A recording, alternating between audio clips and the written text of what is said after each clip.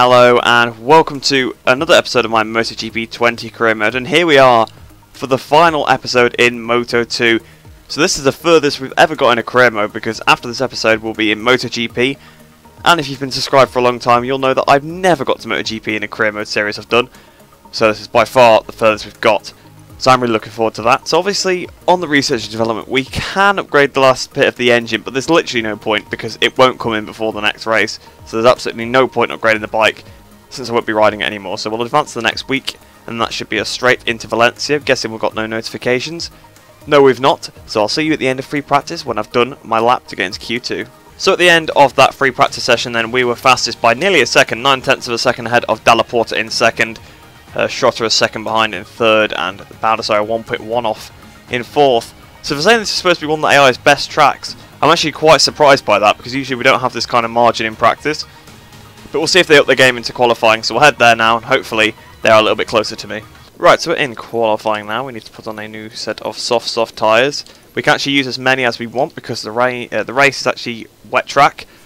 So that's going to be quite interesting. The rest of the weekend dry, race wet track. It could really throw up some surprises, but we'll head out into qualifying now. Hopefully, we'll try and get pole position. Coming up towards the line, the last race we'll do without traction control, I'm guessing, because I'm guessing I'll have some sort of traction control on in MotoGP all the time, even if it's not, you know, traction control 4. So as we go towards the first corner, then we've actually gone in very, very hot. That's definitely ruined our lap quite a bit there. So Casper Daniel actually in front of us, and I'm sure he was in front of me in practice as well, but we've got past him straight away here. We're not sitting behind him. He's almost hit us up the back. There, so obviously he's got his helmet updated now. I just noticed that. So we're 10th and a half off Gardner, obviously the teammate of Daniel, there on the stop and go bike. So we're actually 10th and a half off in the first sector, although I think it was similar in practice that we were quite far off in the first sector, but then we pulled it back in the second, third and fourth, of course, to go fastest by about a second. So we go into the Angel Nieto corner and then try and spin it through there, fire it out down the straight towards his left-hander. One of our actually favourite corners on the circuit, because you've really got to try and push it. I've gone off the circuit on the entrance, so that was kind of dreadful. That was just awful. But out of that corner now, out of turn 8, so go towards turn 9, another section of the track I really like. I just like this sort of sequence of corners. You've got to try and flip the bike over, then try and get it stopped and turned for here, then get back on the power on the curb, then back on the power once again as we come out that corner now, 3.4 tenths underneath, so not as good as the lap it was in practice. Obviously we made quite a few mistakes through Champi Herreros. Not a big fan of that corner, and I don't particularly like this penultimate corner, and definitely don't like the last corner. So the last sector I'm not a fan of. Third sector is pretty good. First sector is not too bad. So we've got half a lap of fuel left. So this is probably the closest we actually have been to running out of fuel without having to restart my lap or anything. So we're coming towards the line then. What am I going to do? So a second faster there actually. So massive amount of time found in the last sector there. 32.8. Whether that would be good enough for pole, because obviously it was over Gardner, I do not know. So we'll head back into the pits, and hopefully that's still pole at the end of the session. So then, that was good enough for pole position, and we were on pole by half a second there. Had a Baldassarre in second, Dalla Porta in third, and Luti fourth. There's actually 6 tenths off there. So it's actually quite close, this top 5, because there's only like about not even 2 tenths separating second to fifth. Then obviously Fernandez then a few tenths further behind. Seemed to get that as a bit of a pattern. But also we got to watch out for the battle between Baldassarre and Luti in this race. Obviously the battle between Skyvr 46, Red Bull IO, and also the Flexbox HP40 team. Those obviously teams are fighting for third in the Constructors' Championship. Baldassarre and Luti are battling for second in the championship, and obviously Navarro and Digi Antonio are battling for, I think it's 7th in the championship, but I'm not too sure. Looks like Navarro's got the jump on Digi Antonio so far though, starting actually in 8th place, and Digi's not even in Q2. So obviously, like I said earlier, the race is wet track, which definitely could throw a spanner in the works. So your qualifying position probably not going to massively have an impact on your finishing position, because in the rain races, someone like I really coming through from far behind. So Digi Antonio might not totally be out of this yet with Martin, and he's a couple of points in front of him. Not Martin, sorry, with Navarro. I keep saying the wrong names today. I don't know what's going on. But yeah, Digi Antonio is not totally out of it then with Navarro. He was a few points ahead of Navarro, obviously starting pretty far down the order, so it'll be interesting to see if he can come through. And it'll also be nice to see what happens between the battle between Luti and Baldassarre. And then we're going to watch out for that Constructors fight. So plenty to watch for actually in this last round. I'm quite excited. But let's get this started. I want to try and get one last win here in Moto2 before we go to GP. So for the last time here on the Moto2 grid, on this speed up has really served us well this season. I'm really glad that the team's done a good job. So wait for the lights to go out here. Lights out, away we go. Got to make sure the wheel doesn't spin too much off the start. Baldassarre heads into the lead, but he's lost it at the second phase of the start once again. I think Luti's coming for the outside as well, so Luti's definitely up for this fight for second in the championship. There's been a crash behind. Edgar Pons is down. How has he crashed before we even got to the first corner? I don't know. But as we go to the first corner, Schrotter up to second place. Somcat Chantra down as well, so a couple of crashes there before we even got to the first corner somehow, I think, which is really, really odd. So quite what's happened, we will find out later, I'm guessing. But we're spinning up the tyre quite a lot, struggling to get the heat through it. Schrotter only a tenth of a second behind us, so Schrotter could be hitting the front at any time soon. Because Schrotter has actually been really good at the start of these wet races. He seems to drop back through the order afterwards, but he does seem to start them really well. So you can see the right hand side of my tyre is getting quite warm already as we try and get out the Angel Nieto corner then. Looking behind us, it's Fernandez now behind us. Augusto Fernandez coming out of nowhere. So will he get another win for the Mark VDS team? The Mark VDS team had a very, very good second half of the season, it must be said. They were nowhere really in the first half, but in the second half of the season, not been too bad for them. Unfortunately, they are out of that fight for third in the constructors, of course, but they could still get. I think they're going to actually stay where they are, so they just got to try to consolidate that. But Fernandez trying to get the inside. Navarro passing Luti there, so Luti's going backwards. Not sure about Baldassarre. Definitely interesting to watch where those two are.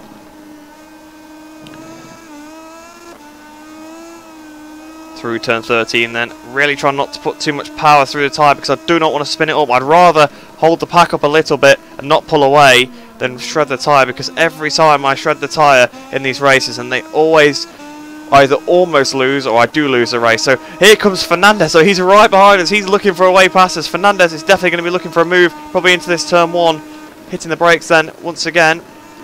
That we've kept in front of him for now. Hopefully Schrotter can try and attack him, try and hold him up, but it looks like us three are getting away from everybody else. Oh, here comes Fernandez. Fernandez up the inside, sort of bashing us out of the way there, so Fernandez hits the front here at his home Grand Prix in Valencia. Don't know which part of Spain he's from. Bastianini trying to come to the inside now. On the power, slide in the rear end.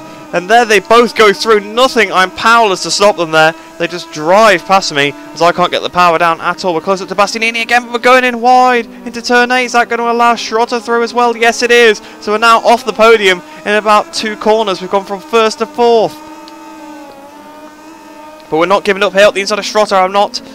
I really want to finish on this podium if I can't win, but I really would like to win, so I'm going to probably start trying to push the bike a little bit more to try and get back to the front if I can. So as we start the 3rd lap, Fernandez going 1.3 seconds quicker than me, so whether I've got an answer to that, I don't know. So then as we're about to start the 4th lap, they are continuing to pull away. 37.5 for Bastianini, and I think it's Navarro all over us now. Yes, he is. He's all over the back of us. So our teammate looking for a way through. I do not want to lose this podium spot to him. So then coming to the end of the 4th lap, about to start the penultimate lap, 36.6 for Bastianini. He's pulling away, but we are actually catching up to Fernandez a little bit now, so Fernandez might be struggling with tyre troubles. So Bastianini 36.0, he is cleared off at the front. I've done 37.2, and here comes Schrotter. Schrotter out of nowhere, flying past us there. And I think Fernandez is definitely out of range now. We didn't really catch him very much on that last lap there. But Schrotter has now overtaken me, so I'm definitely going to be on the attack, trying to get back in front of Marcel. Don't want to lose this podium in this last race here in Moto2. Oh, the rear is sliding so much. We can't catch back up to Schrotter, but will Marini have a look into the last corner? I don't know if he can have a go. On the power out the last corner, then use this on power mode 2 as we got towards the line. Is Luca Marini going to out-drag us for this 4th position here? I don't think so. So we're going to beat him. It's going to be 4th in our last ever Moto2 race. So wow, Bastianini then, absolute domination. I think Fernandez might have started to go back towards him a little bit on that last lap, but I had no answer. It's one of those wet races where I didn't have the massive pace. So when the tyre wasn't totally destroyed, I didn't really have that much pace compared to the AI. So when it started to go off, they really, really caught me. So 4th place, not the end of the world there. We did a lot better than the other guys that were near the front, on the front row anyway. So Bastianini wins, Fernandez in 2nd there, Schrotter ending up in 3rd, myself 4th, Marini then ended up 5th, right behind us, very, very close to us there. Hafi Sairin ended up in 6th place, Luti 7th then, so I think that's him 2nd in the championship, Navarro 8th, so that's him going to beat Digi Antonio. And it looks like actually SkyBR46 might have won that little scrap in the constructors standings, but we'll have a look. So Digi Antonio actually ended up 29th place, so he had absolutely no chance. He lost to even the guys that crashed in the first corner, because where did Edgar Pons actually finish? Edgar Pons crashed on the way into the first corner. He ended up 21st after a crash, so fair play to him. To be fair, he would have lost a lot of time, and Somcat Chantra ended up last, but Bo Benschneider retired. I never saw him crash. So in the championship standings then, something I didn't actually realise, I think Schrotter actually also had a chance at getting that second in the championship. I completely counted him out, but he still had a shot at it, because Tom Luthi ends up second and Marcel Schrotter ends up third, and he's 6 points down on him. So Baldassarri ends up dropping all the way to fourth after getting that second place back in the championship. So very unfortunate for him. But those guys separated by such a small amount of points, such a close championship there in the end. Bastianini ends up beating both Navarro and Di Gianantonio for that 7th place, so they both end up losing it. With Navarro actually jumping ahead of Digi, but Digi losing a couple of positions. Fernandez, with that 2nd place, outscores Lowe's by 1 point, but another set of teammates that were extremely, extremely close. So it has been a really, really good season, I must say. There's been so many different people winning, and we passed the 400 points barrier as well. We got 401 points there in this season, which is, you know, really, it's a pretty good amount of points to get in a season. So in the constructors standings, then actually nothing seems to have changed. The teams that were in the order have stayed in that order. So Skyville 46 do hang on to that 3rd place in the constructors, ahead of Red Bull IO Moto2 and then Flexbox HB40, as we thought it would end up, obviously, with Marini actually finally coming in clutch there after not really a great season. A couple of good results at the beginning, but the rest of the season not really been anything to ride home about for him. He does, in the end, come home and get that 3rd in the constructors for his team, so they will be pretty happy with that. So we'll go have a look, see what happened at Turn 1, because obviously there was that weird crash, and then we'll sort of head into the cutscenes and stuff that we're going to get, obviously, because we're at the end of the season. So we're actually on board with Balega here, because if you watch on board Edgar Pons, you can't really see what happens, because as soon as he crashes, it swaps to the TV replay. So if you look at Pons, he's the bike on the left here, the teammate of the rider we're on board with, actually, so the same colours on the left hand side, not the far left, the middle. So if we have a look, you can see going down the straight, looks like he just gains a lot on Chantra there, absolutely just rams him up the back there.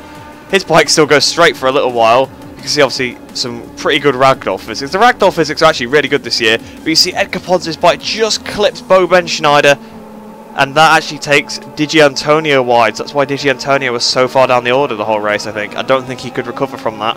Perhaps he got damaged or something. So this is on board with Benschneider then. You can see him just coming into the first corner. He gets clipped by that bike and oh, down he goes. He actually saw the crash a little bit, because I think he was sort of behind it, but then he just gets caught up in it. So unfortunate for Bo Benschneider, and that was him out of the race. So this is on board with Di Gianantonio then, coming towards the first corner. Here he comes into it, just gets hit by Bo Benschneider. He almost crashes there, and he just drops to the back of the field, which, to be honest, he would have thought he'd be able to come back from, but it seems like perhaps he had some quite bad damage, because obviously Chantra managed to get back through the pack, but I'm guessing maybe he didn't get too much. But obviously you can see Di Gianantonio has absolutely no pace here compared to everybody else. So here we are then with what? Okay, I'm pretty sure we're supposed to be on a bike here. There's no bike in the cutscene.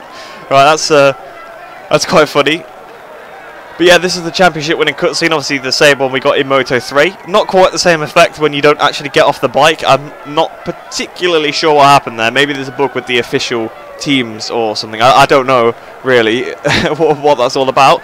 But there we go. We won the championship, of course, with speed up.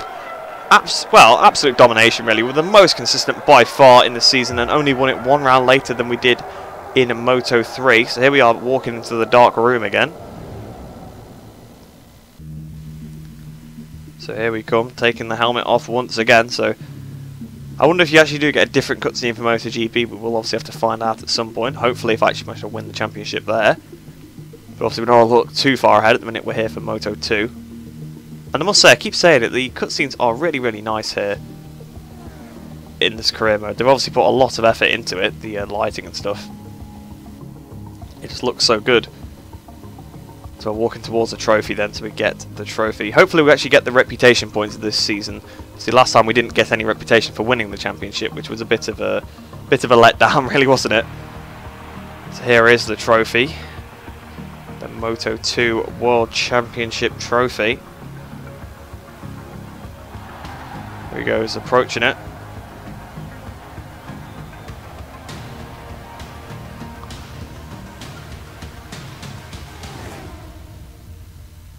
So I must say, all in all, a very, very fun season.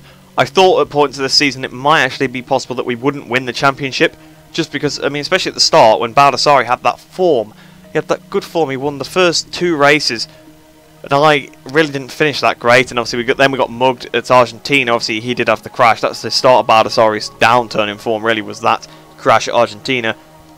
But I did think there was a point in time where we perhaps wouldn't have the pace, but by the mid-season we really did have the pace to consistently be fighting at the front, and our rivals really just faltered.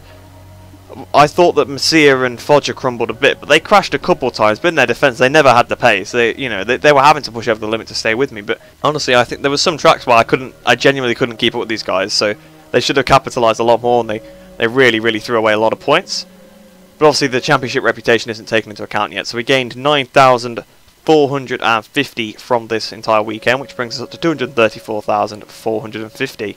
And on the credits front, we really don't have many now. We gained 6,028, which takes us up to 76,398, which is below the 100,000 threshold, so I'm guessing we must have just paid our yearly salaries not too long ago. So then, at the end of the season, we gained 50,000 reputation for getting the top 3 objective. So we didn't actually get any extras for actually winning the championship, we just got them for meeting the objective of the team.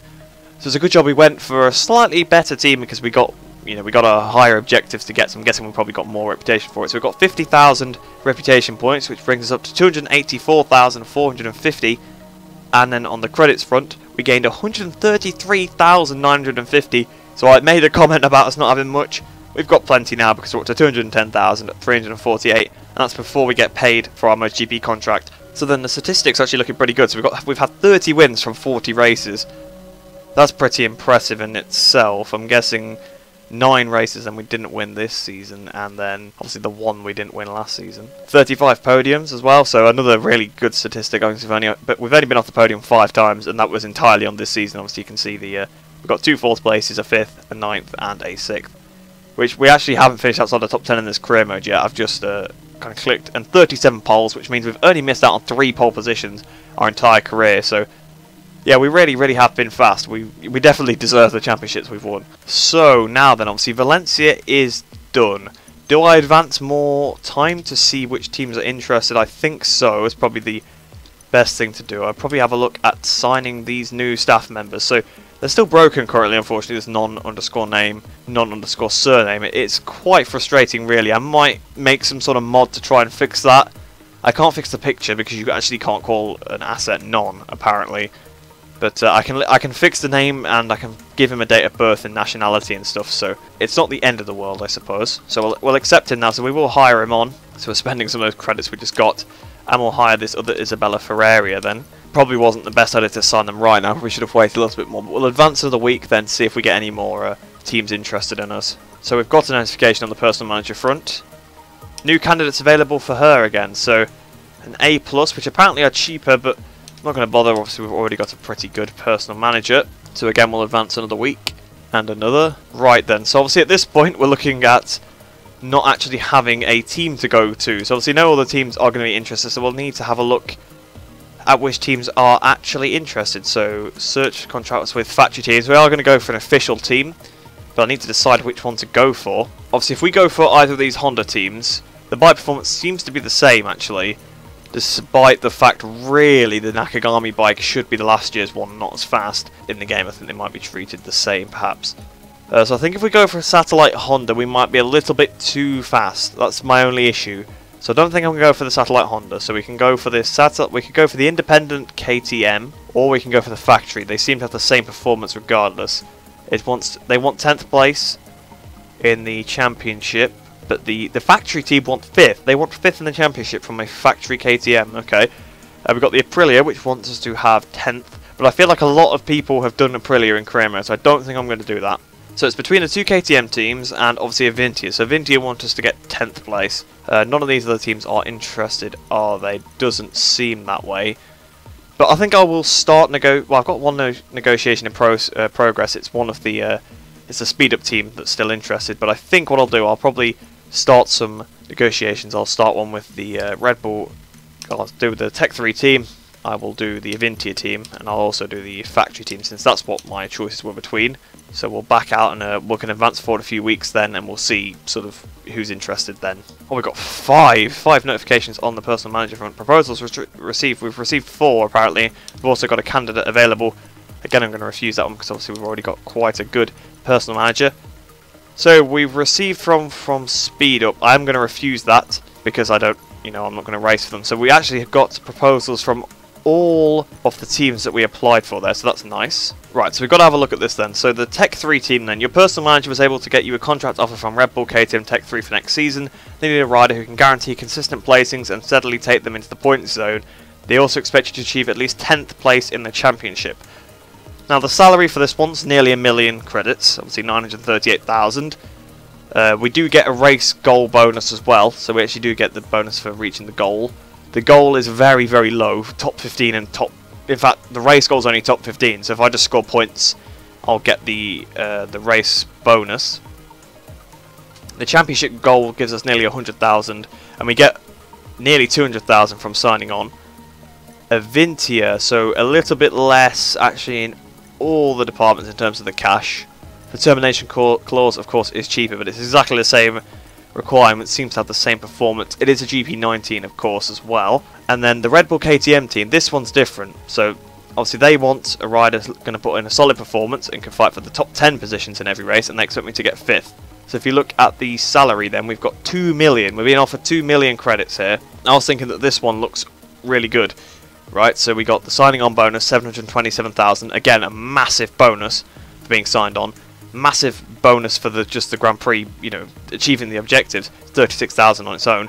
The goal, the championship goal, we get 623,000 credits. So we're never going to be in credits trouble, I think, if we sign for these guys. But because obviously the goals are still pretty reasonable. Top 10, we've not finished outside the top 10 yet. MotoGP might be a bit harder, but it's quite likely we'll get in the top 10 most of the time. Championship goal, top 5. Qualifying goal, 3rd row. The only problem I have with it is it's a 2-season contract. And depending on how well the first season goes, I might want to stay with them for a 2nd season. But if it doesn't go very well, I might want to swap teams. So I'm going to see if I can negotiate with them. I can't. I can change the amount of money that I want from them, but I can't change the season. So I'm not going to go with the factory team then. I'm going to go...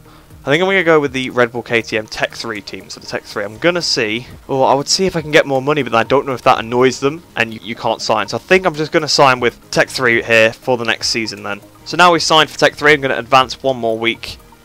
That takes us to week 52. So the next thing we do is going to go to the next season. Wow, we've only got 124,000 credits again now. We're losing quite a few. But this is where I'm going to leave it, I think. I think I'll pick up in the next episode where I leave off here so that we can have the team presentation in the next episode. I believe there's also a winter test we have to do, although I'm not 100% sure on that. So I think maybe the next episode will be sort of preparing that, doing the winter test, maybe doing the first round, depending on how long it takes to do the test, of course. But that's where I'll leave it off here. So I hope you have enjoyed that one. I hope you have enjoyed this season of Moto2. It's definitely been the favourite I've ever done in a career mode season. The AI genuinely challenged me at parts of that season. Obviously, in the end, we won by a very easy margin. We had a massive lead in the championship, no pressure. But that was just because they were inconsistent, not because they were slow. They were pretty quick at a lot of the races. Obviously, as you saw, I never finished outside the top 10, so they weren't that fast where I was getting absolutely battered, so that was fun. They did beat me on merit plenty of times, that's the thing. Most of the time when they beat me, it wasn't because I felt like I bottled it. Maybe at Argentina, I felt like, yeah, that was my win. I kind of let that slip by wearing the rear a little bit too much. But plenty of other times, they beat me fair and square, and I must say, it was a nice change-up. It was a nice change-up compared to Moto3. So let's hope MotoGP, we've got more of the same, we can have a nice battle. Obviously on the Tech 3 it'd be unrealistic if we go for the title, but it is the MotoGP game, so I'm not taking it out of possibility. I think it's possible we could fight for the championship potentially, but more of an outside shot. But we'll see how it goes. So like I said, I hope you did enjoy that one. Hope you enjoy the rest of your day. I hope you're looking forward to starting the MotoGP section of our career mode. I shall see you in the next one.